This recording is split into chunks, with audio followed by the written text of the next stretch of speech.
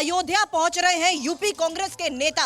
एक और सबसे बड़ी खबर है, जहां प्रदेश अध्यक्ष अजय राय की अगुवाई में अयोध्या में इनकी मौजूदगी की तस्वीर TV9 भारतवर्ष आपको दिखाएगा। और आपको बता दें, लखनऊ से अयोध्या के लिए कांग्रेसी नेता निकलेंगे 12 बजे के करीब। अयोध्या पहुंचने का उनका अनुमान है और अयोध्या पहुंचकर पहले सरयू में होगा स्नान और रामलला के दर्शन और पूजन का भी जो पूरा कार्यक्रम है, इस बारे में मेरे सहयोगी अभिजीत हमारे साथ जुड़ते हुए तमाम जानकारियां हमें देंगे। लेकिन बड़ी खबर आपको बता दें, जहां प्रदेश कांग्रेस अध्यक्ष अजय राय की मौजूदगी में आज अयोध्या में यूपी कांग्रेस के नेता मौजूद रहने वाले हैं। अभी तो आप दिवाकर आचार्य जी कह रहे थे कि कांग्रेस धर्म विरोधी है, अब देखिए ना, आज वो अयोध्या में मौजूद रहने वाले हैं।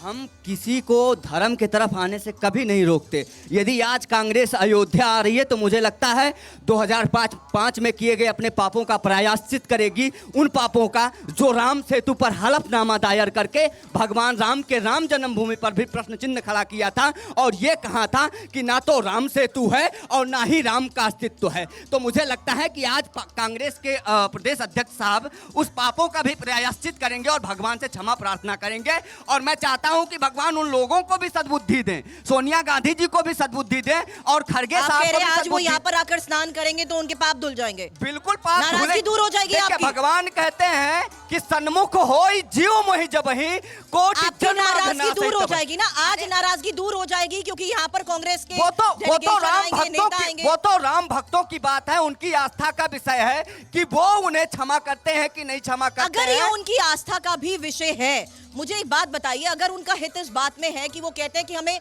22 तारीख को यहाँ पर मौजूद नहीं रहना, हम 23 को आए, उससे पहले आए, तो कैसे उनके ऊपर सनातनी ना होने के आरोप लगाते गए, गैर सनातनी उन्हें कह दिया गया और राम पर उनकी आस्था पर सवाल उठा दिए गए, और क्यों?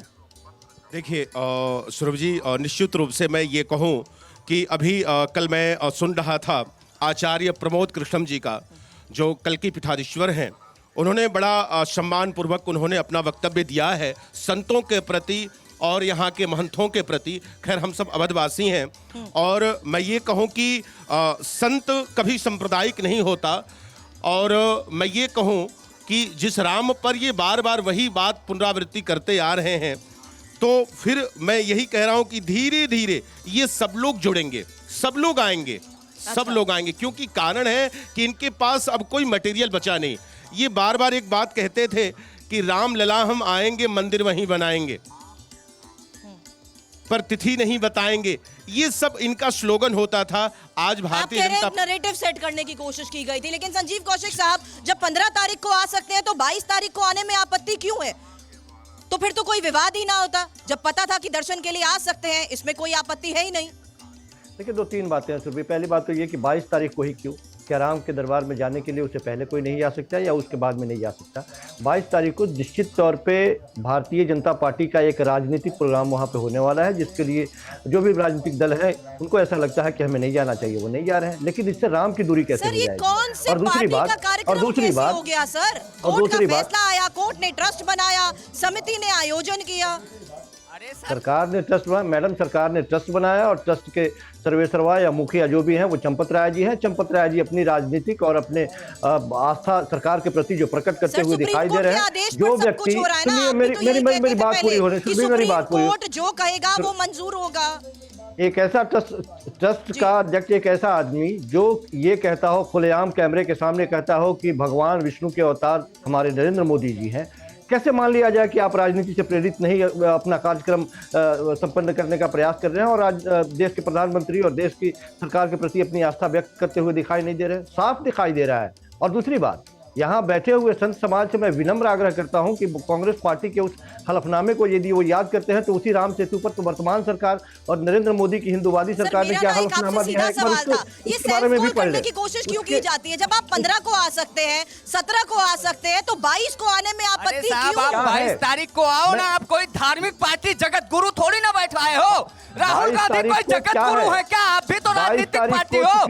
यदि आप 22 तारीख को नहीं आते हो तो मुझे लगता है संपूर्ण भारत का हिंदू समाज आपका परित्याग करेगा।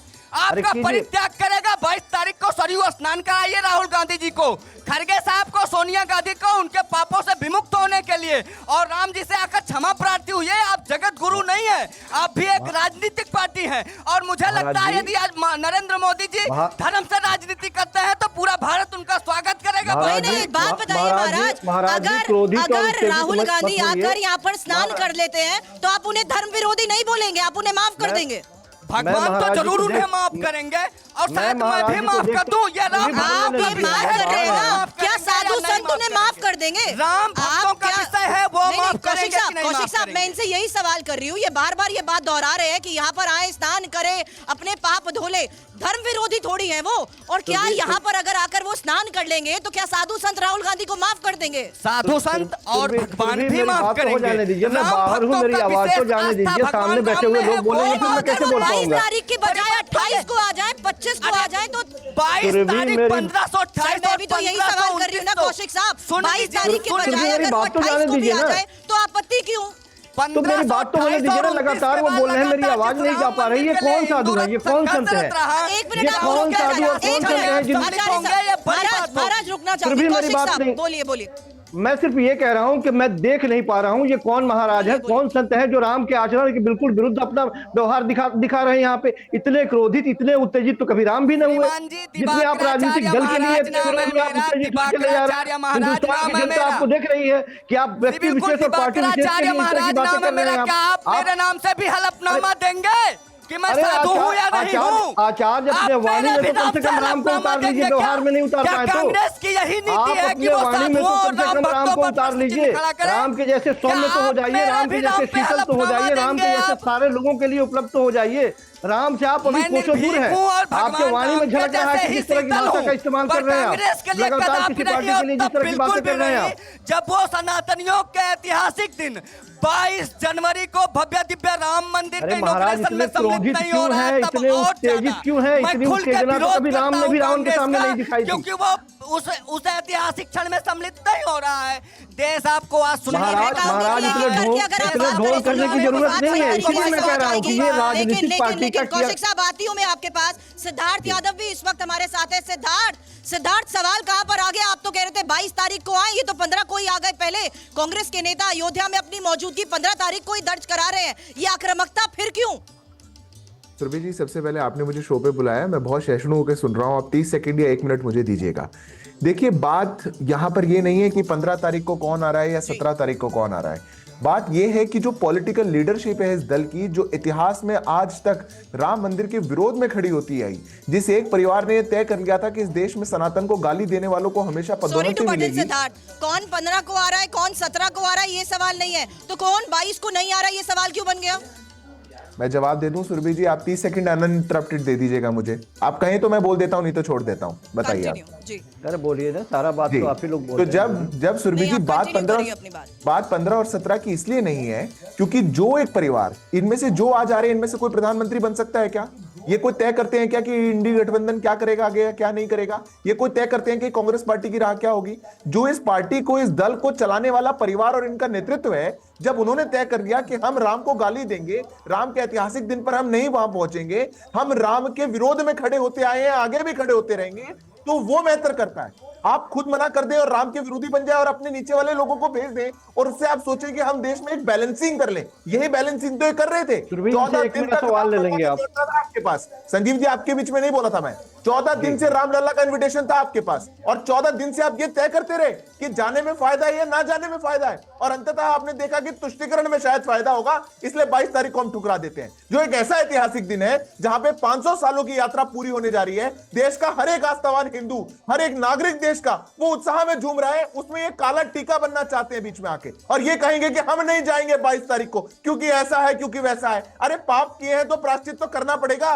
एक दिन तो ले लेते जब आप प्रायश्चित करते, पर इनको प्रायश्चित नहीं करना क्योंकि इनका ऐतिहासिक स्टैंड है। क्योंकि ना इनके नाना जी गए थे, सोमनाथ के मंदिर में बुलाया था प्राण प्रतिष्ठा के लिए जवाहरलाल नेहरू को, वो नहीं गए, मना कर दिया था। तो ये कैसे चले जाएंगे जब इनके पूरे परिवार में ही एक सनातन विरोधी मानसिकता है और पूरे परिवार में ही एक ऐसी मानसिकता है कि जो आदेश वेटिकन से आएगा, वेटिकन के आदेश को मानना है। वेटिकन ने मना कर दिया कि नहीं जाना तो नहीं जाएंगे, इसलिए ये राजनीति है महज।